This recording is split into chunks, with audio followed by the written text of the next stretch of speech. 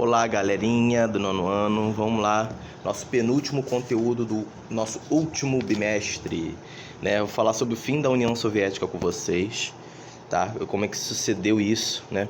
Eu falei que após a Revolução Russa em 1917, o pensamento de Lenin foi responsável pela criação da União das Repúblicas Socialistas Soviéticas em 1922.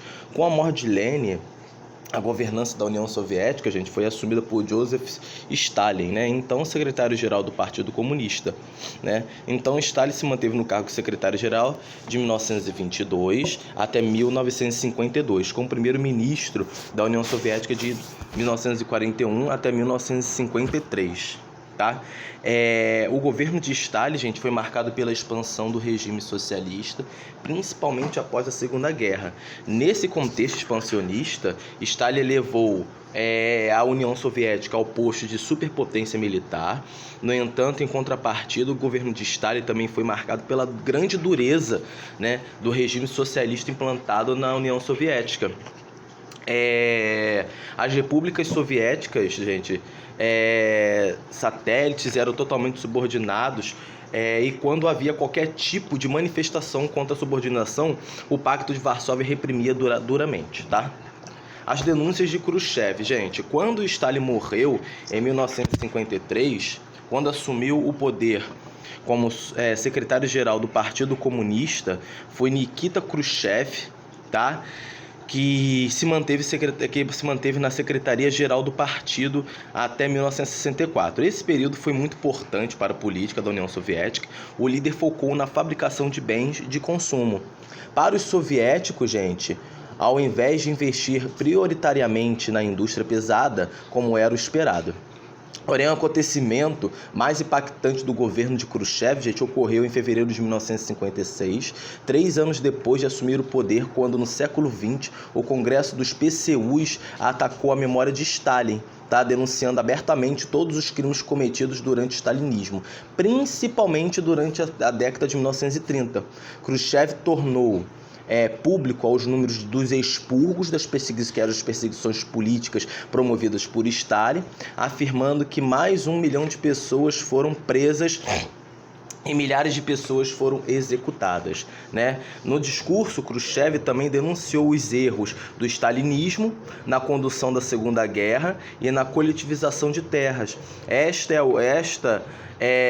última acabou não funcionando como esperado, né? Devido à queda da produção do trigo, né? Causando a morte de milhares de pessoas de fome também, tá? O discurso deixou 1.500 delegados dos PCUs estarrecidos, mudando a história da União Soviética e do comunismo. O governo de Khrushchev foi marcado por algumas mudanças, né?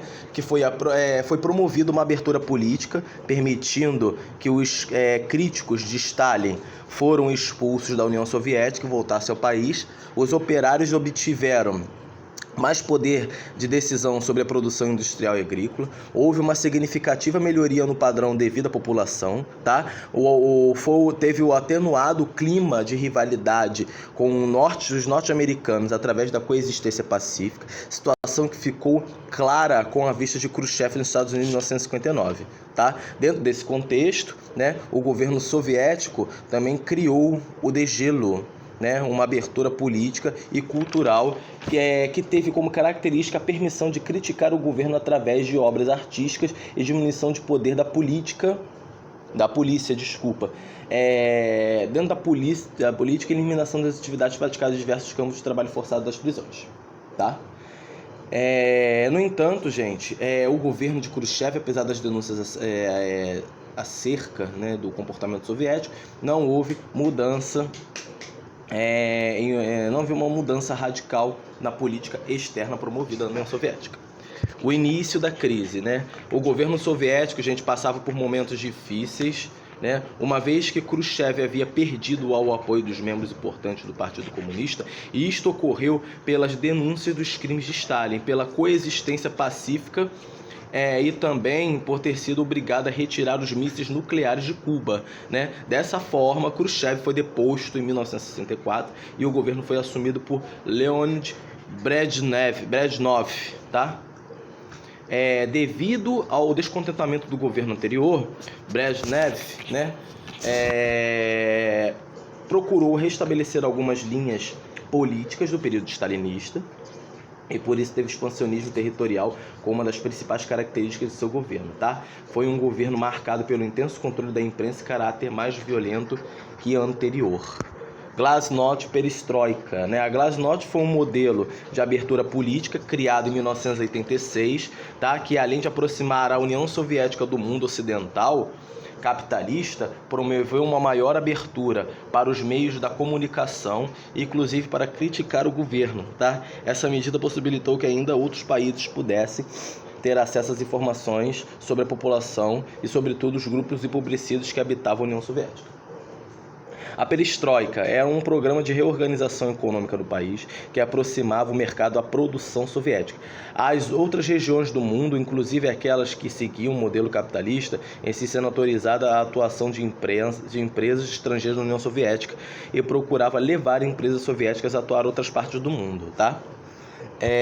Crise instaurada na União Soviética, tá? A partir das reformas promovidas por Gorbachev, né, sofreu uma grande oposição vista de diversos países do bloco soviético, uma vez se aproximaram de países de outras partes do mundo, graças à abertura política, se empolgaram com as novas possibilidades e resolveram se afastar do governo de Moscou.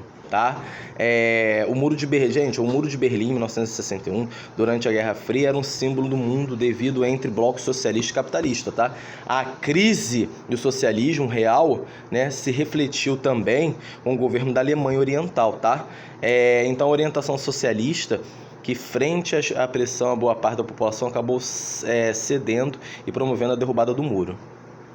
Em 1991, os conservadores tentaram promover um golpe no governo de Gorbachev, tá? Mas setores da população que eram liderados por Boris Yeltsin, tá? Reagiram e devolveram o governo de Mikhail.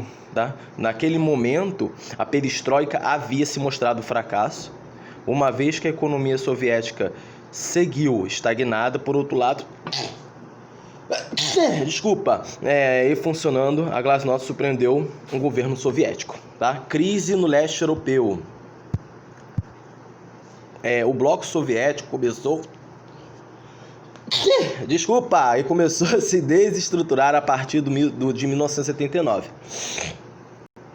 Quando o governo comunista da Polônia se viu obrigado a compartilhar seu poder com o Sindicato da Solidariedade, uma federação sindical polaca, né, fundada em setembro de 1980.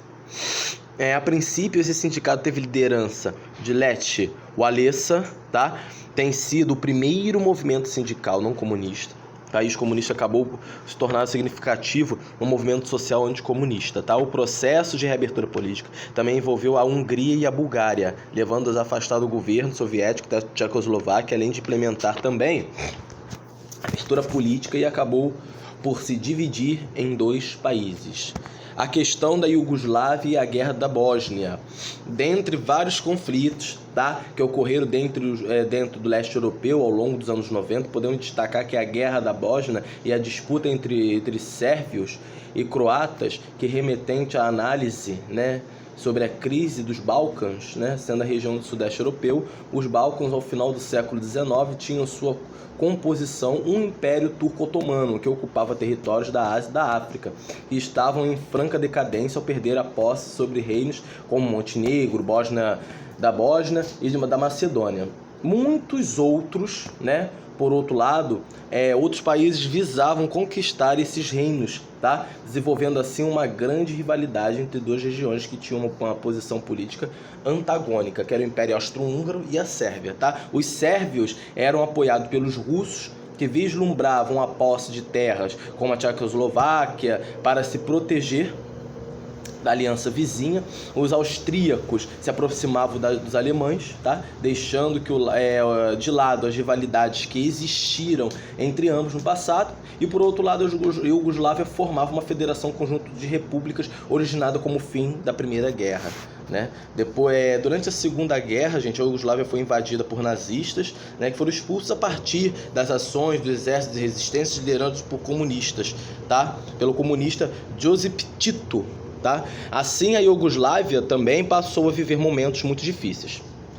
Ao longo da década de 90, gente, os sérvios não mais aceitavam dividir, nem tampouco ceder o poder que já possuíam, né? Não tardou para que outras repúblicas da federação, como a Croácia, a Bósnia, a Eslovênia e a Macedônia, se declarassem emancipadas com o apoio dos países do Ocidente. A Sérvia não aceitou a emancipação de outras repúblicas, tá? E deu início a sangrentos confrontos armados na região, tá? Pressionado pela ONU, tá? A Milosevic teve que assinar um acordo porque colocava o fim da guerra, né, da Bósnia em 1995, e não tardou para que em 1998 os sérvios entrassem em guerra contra os kosovares, tá? De Kosovo, tá? As forças opositoras do seu governo, embora lutas tinham cessado, o clima de região continua tenso até os dias atuais. Atividade, gente, página 336, 337, 338, 339.